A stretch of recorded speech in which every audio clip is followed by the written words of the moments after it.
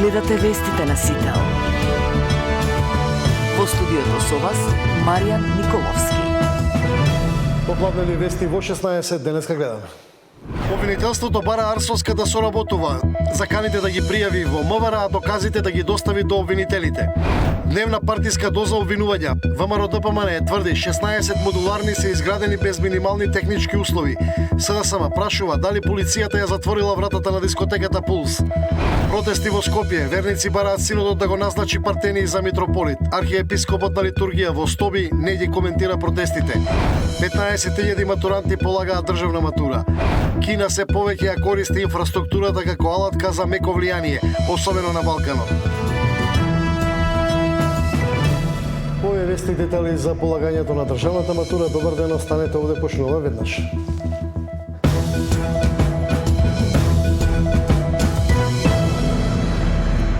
Крадат висок неколку метри паднал врз објект во градба во Битола. Несреќата се случила денеска околу 14 часот. Според информациите на Сител, во пријавата до СВР Битола било кажано дека во несреќата имало и неколку повредени лица.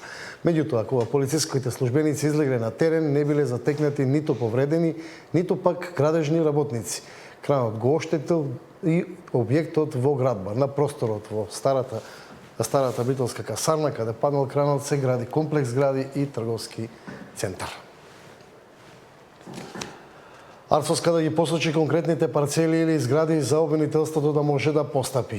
Основното јавно обвинителство Скопје повика градоначалничката на град Скопје да соработува со институцијата. Откако вчера Арсоска во телевизиско гостување рече дека добивала закани 3 години и очекува да биде убиена од обвинителството. Велат дека на располагање е дежурен јавен обвинител кој би ја сослушал Арсоска за сите сомневања, сознание и закани, за потоа да ги провери сите околности. Доколку градоначалничката како службено лице има сознание за кривично дело, таа има оврска тоа да го пријави, да соработува со јавното обвинителство и да посочи кај кои конкретни парцели или згради се откриени сомневања за незаконитости. Тоа е неопходно за да може да постапува обвинителството и да спречи евентуално компрометирање на доказниот материјал. Во однос на заканите, Министерство за внатрешни работи е орган директно надлежен за заштита на животот на граѓаните, како и за откривање и спречување на тие што го загрозуваат. Основното јавно обвинителство Скопје е на располагање преку дежурен јавен обвинител веднаш без одлагање, доколку сака градоначалничката е да ја сослуша за сите сомневања, сознание и закана и да ги провери сите околности, велат од основното јавно обвинителство. А темата дивоградби во Чаир денеска реагираше и СДСМ.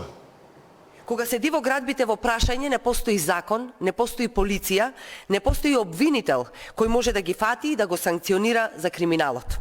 И по поднесена пријава за 150 дивоградби во општина Чаир, ниту обвинителството, ниту полицијата немаат намера да отворат било каква истрага. До овој момент, иако на очиглед на јавноста беа доставени сите докази за дивоградбите, ВМРО ДПМН е почитувани, се обидува да ги сокрие и да ги амнестира од одговорност подобните од влен. Прашуваме зошто? Каква корист има Мицкоски од ова? Затоа ли нема ни полиција, нема ништо? Затоа ли не се постапува? Колку пари се поделени за овие дивоградби? ВМРО ДПМН денеска се обвинување пак за начинот на кој се градени модуларните болници. СДСМ пак прашува дали полицијата ги затворила вратите на дискотеката Пулс пред пожарот. И ВМРО ДПМН и СДСМ денеска објавуваат скандалозни детали за двете големи трагедии во Македонија – модуларната болница во Тетово и кочанската дискотека Пулс. Според информациите на владеачката партија, Министерството за здравство, кога со него раководел Венко Филипче, дозволило изградба на 16 ковид модуларни болници, кои не ги исполнувале минималните технички услови и не смееле да се користат за никаква здравствена дејност. Од ВМРО ДПМН обвинуваа дека болниците били изградени без да се почитуваат законите за градење, а одговорното лице за техничките спецификации било назначено токму од Филипче. Спорна е техничката спецификација која ја прави одговорното лице назначено од Венко Филипче, каде што подоцна се констатира дека не е во согласност со ниту еден стандард за изградба на објекти од областа на здравството. Не се почитувале законот за градење и законот за здравствена дејност. и не се почитувале минималните технички стандарди за заштита од пожари и експлозии. Исто така, многу важно за овој случај е што овие болници се набавени и поставени како стоки, а стоки во ниту еден случај не можат да бидат користени како објект во кој се обавува здравствена дејност. СДСМ пак обвинува дека трагедијата во Пулс се прикрива од власта и дека тогашниот началник на СВР Штип, Дејан Салтировски, е директно одговорен. Партијата прашува дали постои наредба за акциска контрола во која пишува дека вратите на дискотеката треба да бидат затворени, што е спротивно од процедурите. Дополнително Салтировски е снимен од безбедносните камери пред објектот, но полицијата не влегла на време. СДСМ прашува зошто обвинителството не поднесува обвиненија против Салтировски и дали тој е заштитен поради блиските врски со врвот на власта. Обвинителството и власта мора да одговорат зошто нема обвинение против тогашниот актуелен началник на СВР Штип, Дејан Салтировски. Тој знаел или морал да знае дека во наредбата за акциска контрола спротивно на СОП стои дека ќе бидат затворени вратите во дискотеката Пулс. Понатаму, зошто обвинителството не го објави јавно видеото на кое се гледа началникот на СВР Штип, Дејан Салтировски, во периодот од 12:30 часот до 1:20 часот пред дискотеката Пулс во Кочани? Дали обвинителството го запраша Салтировски што барал во овој период пред дискотеката и зошто полицијата не влегла да врши акциска контрола како што било предвидено во 12:30 часот? Од опозицијската партија обвинија и дека ниту еден од актуелните функционери на ВМРО-ДПМН не е опфатен во истрагата за пожарот. Вчера обвинителството ја затвори истрагата за 46 лица, кои имаат поврзаност со пожарот во Пулс на 16 март, каде 62 лица го загубија животот, а над 200 беа повредени. Тамара Тичевска, Сител телевизија.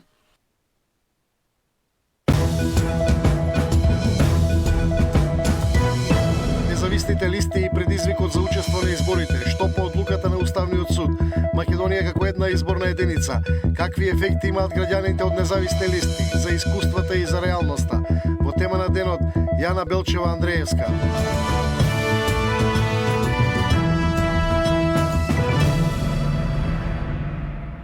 15.000 матуранти денеска полагаат испит по мајчин јазик, првиот од двата екстерни испити од државната матура. Во овие вести Габриела Лескова, како поминува денот?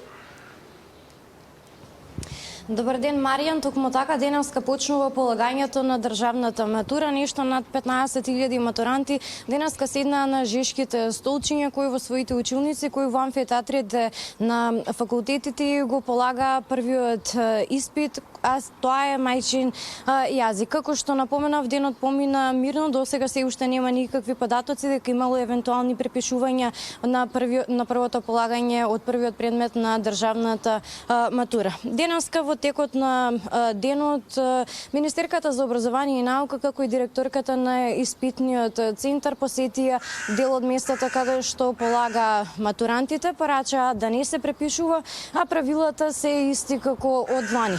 Забранете се мобилните телефони, а еден наблюдувач наблюдува 15 ученици. Детално за тоа како помина денешниот ден да проследиме во приложение. Почна полагањето на државната матура. 15.000 матуранти денеска седнаа на жешките столчиња и решаваа испит по мајчин јазик. Некои ученици во своите училишта, другите се прошетаа до амфитеатрите на факултетите, каде има соодветни услови за полагање. Да не се препишуваат, атестаторите да си извршуваат работата според правилата, во спротивно ќе сносат санкции, предупреди денеска Министерката за образование и наука. Ова е материјал кој тие го поминале и само требале да го повторат. Од нив пак очекувам да не користат никакви иновативни методи за да дојдат до точните одговори, затоа што пак тие влагаат во ризик да изгубат цела година. И годинава еден наблюдувач надгледува 15 деца. Забранети се мобилните телефони. Сите наставници кои што се во улога на тестатори максимално одговорно да си ја сватат својата задача денес, бидејќи нивната улога е клучна во оваа наша работа, затоа што не сме само ние, тука сме сите, целиот образовен систем. Сите матуранти полагаат 4 предмети, 2 интерни, 2 екстерни. Резултатите од тестовите ќе бидат објавени 1 месец по полагањето на вториот екстерен испит. До година, бидејќи Законот за средно образование претрпе измени, ќе се променат работите. Ќе се полага посебна државна матура за стручно, за гимназиско и за уметничко образование. Разликата меѓу овие две матури е тоа што учениците во стручните училишта имаат помал број на часови и нешто помалку теми од општообразовните предмети. Па нивната матура ќе биде прилагодена на материјалот кој што тие го поминале. Досега сите полага исто, значи гимназиска, која опфаќаше поголем обем од материјалот. Полагањето на државната матура во 2023 година остана запаметена по групата на Вибер, во која членувале над 6000 ученици кои препишувале за испитот по предметот англиски јазик. Матурантите препишувале и лани, исто така со формирање на Вибер групи. Габриела Лескова, Сител телевизија. А штипските средни училишта ги презентираа можностите за младите. Полуматурантите покажуваат голем интерес за техничките науки, особено информатиката. Во Дом на млади, штипските средни училишта ги презентираа струките и можностите кои им ги нудат на идните средошколци. Промените во образовните програми на училиштата се прават со цел задоволување на потребите и барањата на пазарот на трудот. Најчесто инженерите, металопреработувачката индустрија, се оние сектори кои што се дефицитарни. Сите директори на средните училишта се самоиницијативни во насока на прилагодување на програмите за да се задоволи потребата и на бизнис секторот, но и да се трасира патот на младите. Мораме да ги следиме глобалните трендови, глобалните промени и она што е дефицитарно и суфицитарно за да навистина овозможиме кадар кој што во наредниот период ќе го развива нашиот град. Новина во Средното медицинско училиште Јане Сандански е воведувањето на профилот техничар за козметичка нега и убавина, кој припаѓа во групата на лични услуги. Предизвик е и најавата на владата за конечно завршување на клиничката болница во Штип, така да ние како училиште подготвуваме кадар токму за таму и се надеваме дека нашите ученици нема да ја напуштат државата, туку ќе останат и ќе работат овде и дека вратите на здравствените институции ќе бидат отворени токму за нив. Полуматурантите покажаа голем интерес за самиот настан. Овој настан е многу добар за нас учениците од 9-то одделение, бидејќи можеме тие што не сме се одлучиле да се одлучиме што може натаму да продолжиме. А мене лично ме привлекува информатиката и ќе разгледам што нуди средното општинско училиште Колен Ехтедин. Во Штип постојат 5 средни училишта, гимназија за електромашинско, медицинско, текстилно и музичко образование. За Сител, Трајан Ристовски. Протести во Скопје, верници бараат синодот да го назначи Партени за митрополит. Архиепископот на литургија во Стоби не ги коментира протестите. Кина се повеќе ја користи инфраструктурата како алатка за меко влијание, особено на Балканот.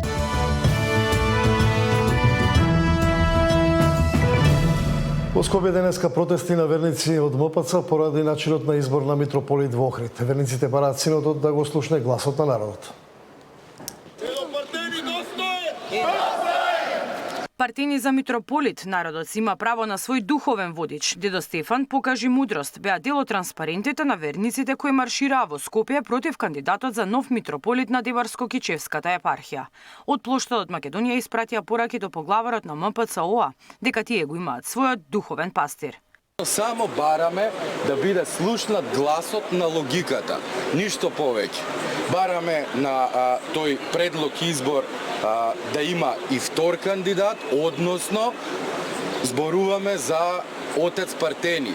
Во никој случај не сме против ново назначениот монах, на кого што му посакуваме долг и благодетен живот, многу духовни чеда и големо смирение, онакво какво што го краси дедо Партени. А и сите дела се тука во Македонија и за нас македонците. Мислам дека паѓа во вода сето на бугарофилство или гркофилство, кога сите дела му се тука во нашата татковина и за нас. Мислам дека поголемо родолюбие од тоа нема. И навистина сметам дека треба се даде поддршка, кој да е кандидат, да е барем начинот добар, легитимен, исправен, да имаме верба во тоа што на крај ќе се одлучи. Ваквото свештенство денес е компетентно да зборува за духовност, исто како некој што прочитал прирачник за тоа како се вози велосипед, а никогаш не возил, ќе научи како да го возиме велосипедот. Така што тука сме дојдени да му дадеме поддршка на владиката Партени кој има илјадници духовни чеда. Нивниот избор е епископот Антонијски Партени за кого извикуваат достоен. Маршира од плоштадот преку камениот мост се до манастирот Свети Велико Мачење Ѓорги на Калето, каде е резиденцијата на поглаварот.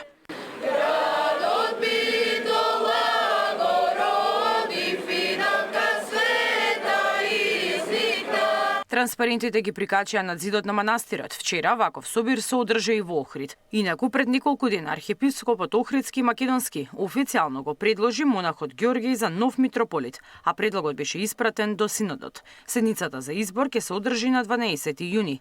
Ѓорги беше замонашен на 27 мај, а неколку дена подоцна доби свештенички чин. Мирјана Давидовска, Сител телевизија. Архиепископот и дел од владиците денеска беа на литургија во Стоби, одбележа 1700 години од првиот Вселенски собор во Никеја, не ги коментираше протестите. Символот на верата не е само заштита од ереси, туку е и покана за преобразба. Тој ни кажува дека Бог не е скриен Бог и не пребива во недостапна светлина, туку се јави во тело и сите нас не повикува во истата заедница на љубовта која не згаснува. А во неја пак се стигнува ако и меѓусебно сите бидеме едно, како што се едно ипостасите на триединиот Бог, како вели светиот евангелист Јован. Затоа делото од соборот во Никеја продолжува во правилното богомислие и богопрославување, продолжува во соборите на помесните цркви и на епархиите, продолжува во сите црковни заедници, каде што се лечат поделеностите, каде што животот во Христа е опиплив преку единството во верата и љубовта. Бања од римски период била откриена во приватен двор во Струмичко Баница. На приватен имот во селото Баница во близина на Струмица откриени се досега непознати делови од римска бања, меѓу кои и калдариум, односно античка сауна. Локалитетот е случајно откриен уште во 2007 година, но досега истиот воопшто не бил истражуван. Првичните наоди само ги потврдиле предпоставките на археолозите, дека се работи за приватна бања, која најверојатно била дел од вила рустика или земјоделски имот кој му припаѓал на богат граѓанин од тој период. Калдариумот е нешто слично на денешната сауна. Значи, тоа е само дел од бањата, која пак според нашите предпоставки е дел од поголем еден полски имот, вила рустика. Предпоставуваме на некој од побогатите граѓани на античкиот град кој се наоѓа под денешна Струмица. Археологот Ване П. Секулов вели дека се работи за исклучително значаен објект кој е одлично сочуван. Во текот на досегашните истражувања биле идентификувани елементи од сложен систем за загревање, вклучувајќи просторија за загревање на вода, систем за подно загревање, кружни столпчиња и дзидни грејни цевки. Овие откритија сведочат за високо развиена архитектура и технологија, типична за римскиот начин на живот. Висичкиот под и суспензорите се идентични со бањата во Бања Банско, кој прецизно е датирана во 3 век. Значи, наша предпоставка е дека се работи за бања од 3 век, кој веројатно екзистира и понатаму, или во некоја временска рамка да ја ставиме некаде во 3 и 6 век, кога предпоставам дека престанала да постои, затоа што во најгорните слоеви од самиот простор кој што го истражувавме, додека не се симнавме на нивото од каде што е зачувана бањата, среќаваме движен археолошки материјал кој можеме да го датираме во средниот век. Иако локалитетот е исклучително значаен и според археолозите се протега во повеќе насоки, засега не е познато кога и дали воопшто ќе продолжат истражувањата. Главната причина за тоа е фактот што објектот се наоѓа на приватна парцела.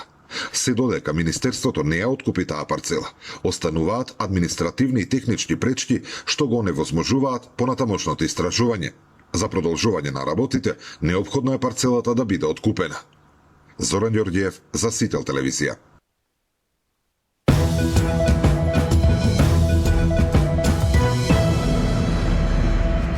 Салите во Центарот за култура Марко Цепенков во Прилеп отворени и оспособени за одржување настани. Сепак актерите бараат нов театар.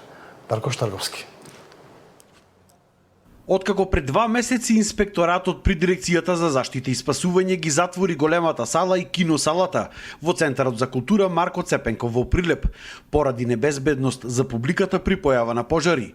Тука беа преземени серија мерки со кои што од денес салите се отворени, а вечерва тука ќе се одржи и најновата премиера на Прилепскиот театар Чиста куќа.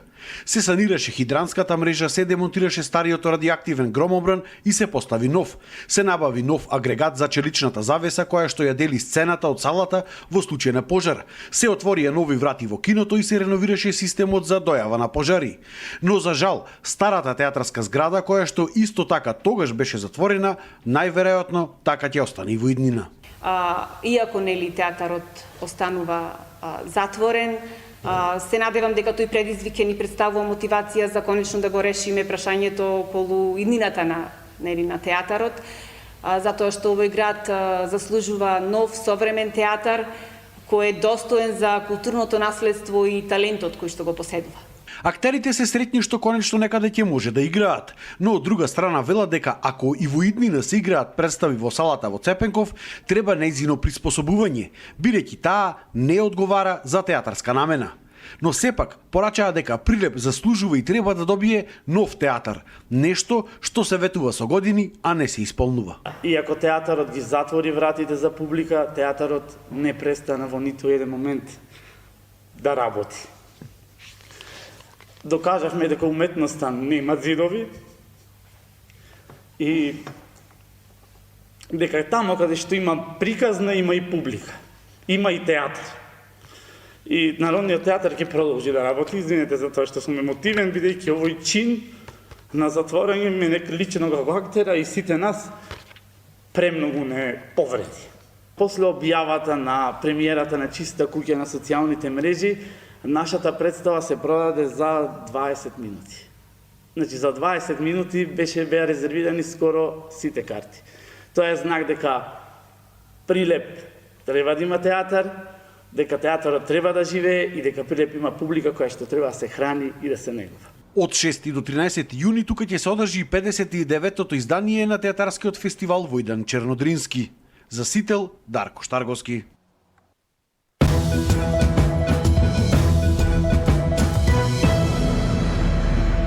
Анализите на европските експерти предупредуваат дека Кина се повеќе користи политичка инфраструктура за проекти за влијание, особено на Балканот. Даниел Василев.